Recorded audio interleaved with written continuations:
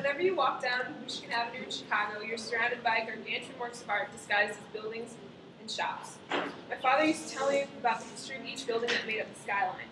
Having grown up in Chicago, I was given the opportunity to see some of the finest examples of Art Deco architecture ever created. Now, as we are all design students, we understand the importance of this art and architecture. Art Deco architecture in particular has a rich history, unique style, and is still present in cities today. Art Deco bloomed between the two world wars. Getting started mainly in drawings and paintings, it was a modern interpretation of the Art Nouveau style. As written by Gwendolyn in his book, A Guide to Art Deco Style, where Art Nouveau had been heavy and complex and crowded, Art Deco was clean and pure. The lines in Art Deco did not swirl around like a whirlpool. They were curved, they were gradual and sweeping, following a fine arc. If they were straight as a ruler. Art Deco could be lighthearted on one level and deadly serious and practical on another. Art Deco exploded at the Exposition des Arts Décoratifs in Paris in 1925.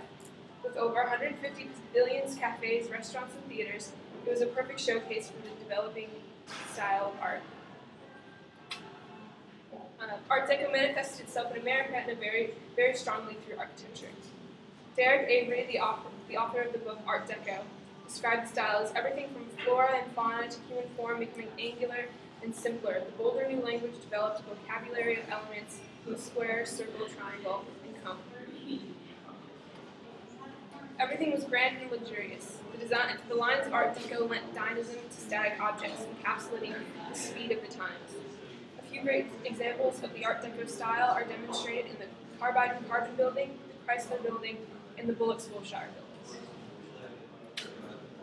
The Carbide and Carbon building in Chicago was completed in 1929 and was designed by the Burnham brothers. The facade consists of green-tinted terracotta, black granite, and 24-karat gold leaf.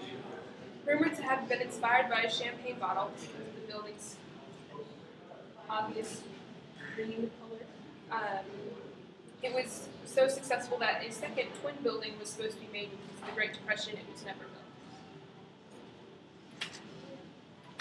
The Chrysler building in New York was completed in 1930. It was designed by William Van Allen. It was the tallest building in the world for only a year until it was surpassed by the Empire State Building. It's still the tallest brick building in the world. To beat its competitors who were also trying to create the tallest building, he built the spire inside the elevator shaft to keep it secret and raised it to the top in only 90 minutes. The interior is a particularly beautiful example of Art Deco. It has different marbles, onyx, and amber. The ornaments on the roof of the building resemble the automobile parts, with metal hubcaps, radiator caps, car fenders, and ornaments. Polich building in Los Angeles was completed in 1929. Polich was regarded as one of the finest Art Deco buildings in the U.S. and was one of America's first suburban department stores.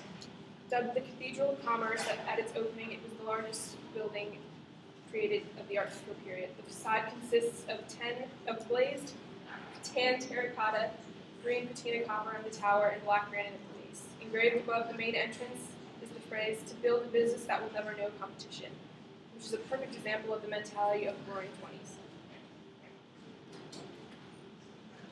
Art Deco's history, style, and presence in major cities makes it all the more captivating. Since its start in the late 20s, its style has been respected as a great era in architectural history. We are lucky to have the opportunity to still view these masterpieces in nearly the same condition as they were created. Next time you find yourself in a big city, take a look at buildings around you and stop to appreciate the beauty of not just Art Deco architecture, but architecture itself. Thank you for the questions.